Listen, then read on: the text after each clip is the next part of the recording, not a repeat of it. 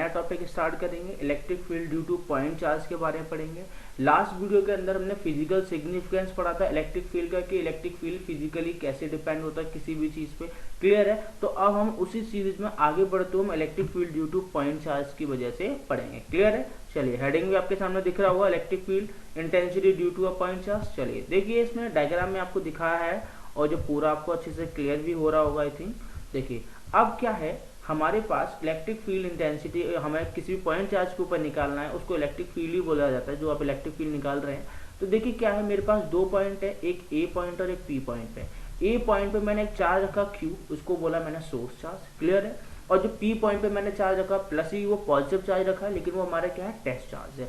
मैंने आपको अच्छे से बताया था कि सोर्स चार्ज क्या होता है, टेस्ट चार्ज क्या होता है, मैंने लास्ट वीडियो के अंदर बता रखा है। अगर आपको देखना है तो लास्ट वीडियो की मैं अपने डिस्क्रिप्शन में लिंक दे रखूंगा, तो उसके अंदर आप जाकर देख सकते हैं। क्लियर है? तो मैंने सोर्स चार्ज टेस्ट चार्ज वहाँ पे डिफाइन किया था काफी अच्छे से, तो वो आप देख सकते हैं। क्लियर है? तो मैंने आपको बताया कि ये एक मेरा पॉजिटिव चार्ज रखा हुआ सोर्स चार्ज और ये मेरा रखा हुआ टेस्ट चार्ज। क्लियर है?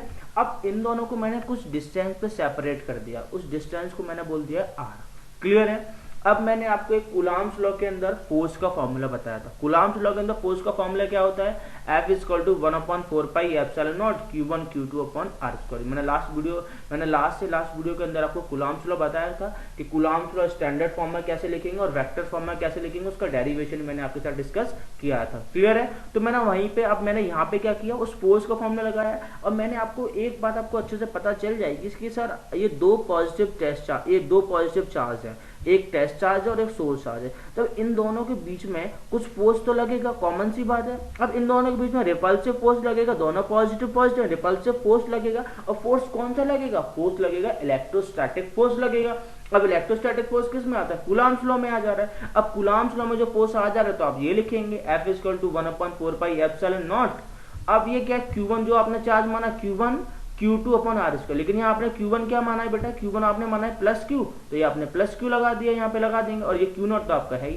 क्लियर है? अब आपको इलेक्ट्रिक फील्ड इंटेंसिटी का फॉर्मूला मैंने आपको बताया था E = F/Q0, लेकिन इसमें Q0 क्या होता है बेटा, टेस्ट चार्ज होता है, आप यही बोलेंगे। क्लियर है?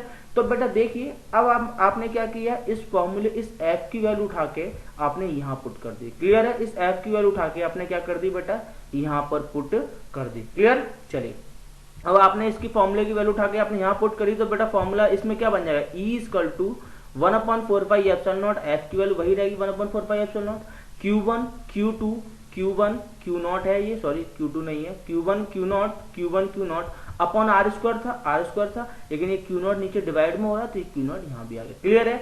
अब क्या होगा बेटा, Q0 से Q0 कट जाएगा, Q0 से Q0 कट गया तो आपके पास वैल्यू क्या बनेगी, आपके पास वैल्यू बचेगी सिर्फ E = 1/4 pi epsilon not Q upon r²। लेकिन आपने Q1 क्या माना है ना, तो इसलिए आपकी वैल्यू क्या बचेगी, E = 1/4 pi epsilon not Q upon r²। Clear? तो वैल्यू आपकी क्या बचेगी, E = 1/4 pi epsilon not Q upon r²। अब ये कांस्टेंट है ना, इस कांस्टेंट को मैंने मान लिया K = 1। अगर आपका electric field intensity due two point charge for vacuum अगर एयर में और वैक्यूम में काउंट हो रहा है, तो वहां आप कांस्टेंट की वैल्यू क्या मान लीजिए, पूरे की वैल्यू आप क्या मानेंगे बेटा, 1 मान लीजिए।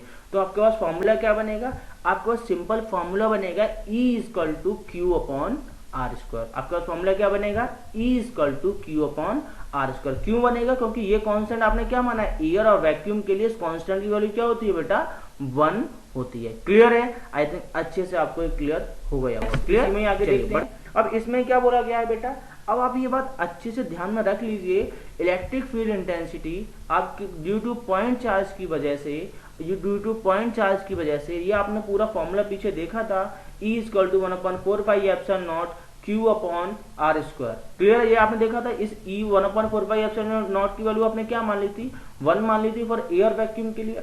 अब आप बोलेंगे सर ये r कैप क्या है, बेटा ये r कैप यूनिट वेक्टर है, क्योंकि ये क्या है, ये यूनिट वेक्टर है। हमने क्या माना है, इसको वेक्टर में कन्वर्ट करके लिख लिया है, तो नीचे इसलिए क्या चला गया बेटा, r² हो गया। क्लियर है? ये यूनिट वेक्टर इसलिए यहाँ पे चला गया। क्लियर?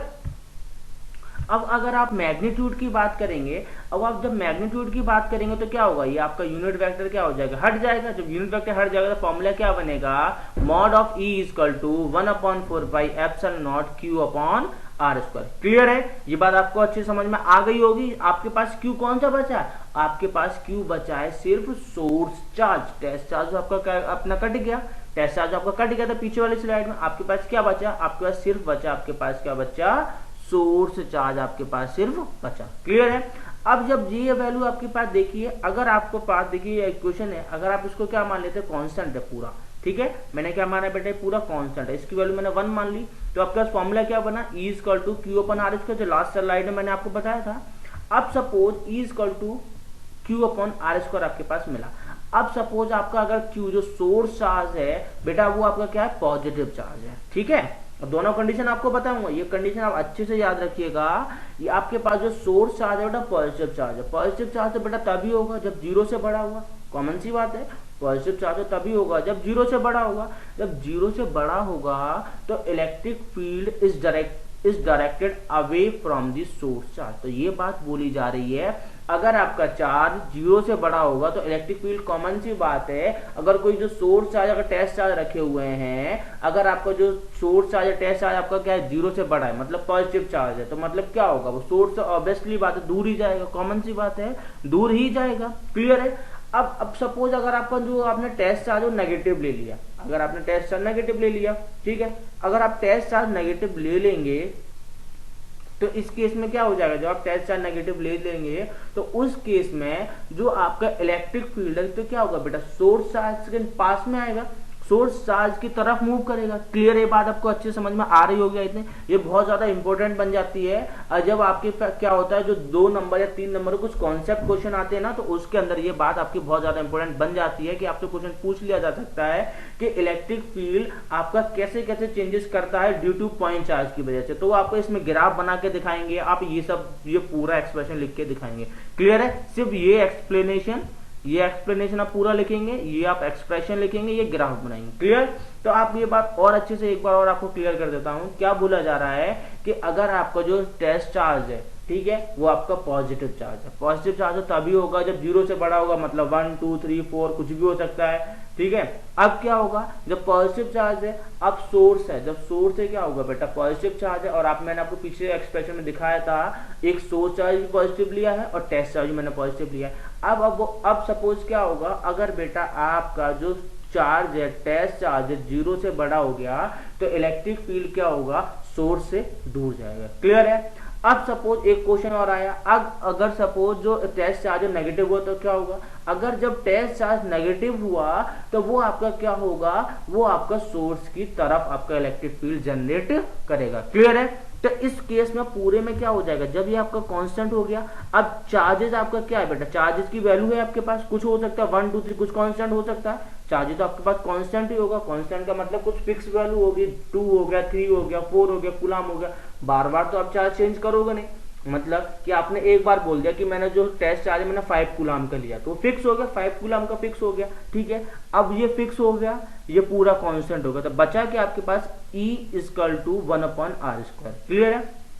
जब E इक्वल टू 1/r² मिला, जब मैं आपने जो इक्वल टू का साइन हटाया तो क्या हो गया, इनवर्सली प्रोपोर्शनल का साइन चला गया, तो क्या हो गया, E is inversely proportional to 1/r²। इससे आपको क्या पता चलता है, इससे आपको पता चलता है कि जो आपका अगर आपकी डिस्टेंस बढ़ी, मतलब क्या, अगर आपका जो सोर्स चार्ज है और टेस्ट चार्ज के बीच में जितनी डिस्टेंस, अगर जैसे जैसे डिस्टेंस बढ़ेगी, मतलब क्या, अगर दोनों अगर आपने सोर्स चार्ज और टेस्ट चार्ज बड़ा ले लिया तो डिस्टेंस क्या होगी, इलेक्ट्रिक फील्ड सेंटर से अवे जाएगा, तो इलेक्ट्रिक फील्ड भी क्या होगा आपका बढ़ेगा। इससे आपको यही पता चल रहा है, अगर आपकी डिस्टेंस बढ़ेगी तो आपका इलेक्ट्रिक फील्ड भी क्या होगा, बढ़ेगा। और आपकी डिस्टेंस या स्क्वायर में, अगर आपने बोला कि 2 मीटर डिस्टेंस पर रखा है, तो 2 मीटर का स्क्वायर क्या हो जाएगा, 4 हो जाएगा, 2 का स्क्वायर 4 हो जाएगा। तो मतलब क्या पता चला कि अगर आपकी डिस्टेंस 2 मीटर थी तो आपका इलेक्ट्रिक फील्ड किससे घटा, 4 से घटा। क्लियर है। क्लियर है। अगर आपका इलेक्ट्रिक फील्ड बढ़ेगा तो आपकी डिस्टेंस घटेगी, अगर आपकी डिस्टेंस घटेगी तो आपका इलेक्ट्रिक फील्ड बढ़ेगा। तो इस केस में आपका ग्राफ क्या बनेगा, इस केस में आपका ग्राफ बनेगा हाइपरबोला। किसके बीच में ग्राफ बन रहा है, इलेक्ट्रिक फील्ड और डिस्टेंस के बीच में ग्राफ बन रहा है।